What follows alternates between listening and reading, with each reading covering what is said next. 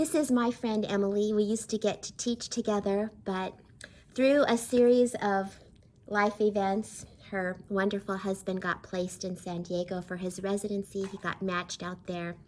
We are now separated by 2 hours. But here we are on a Sunday trying to brainstorm how make math better. Make math better. Yep. And she just told me an idea that I've never thought of, and I said, "Oh, we have to share this." So Emily, what are you doing that is different with your math papers this year? So when my kids turn in their math papers, I have them highlight their name. 1, because they always forget, but 2, because I want to know how they feel about it. So I have 3 different colors. I think it's blue, yellow, and green. And I have them highlight blue. I didn't understand this at all. I really needed help.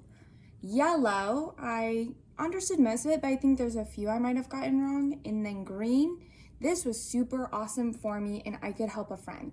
So then I kind of have an idea of, okay, who can I send to go help my friends who are highlighting their papers blue, but it also gives me a feel on how they're feeling about it.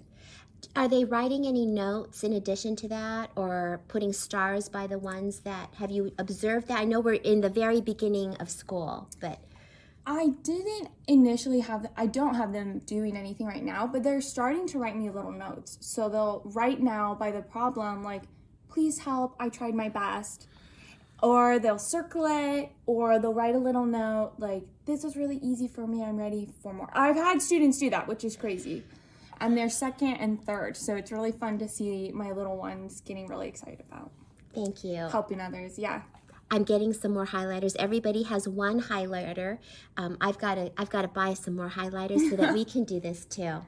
We hope that you'll find this helpful. Thanks, Emily.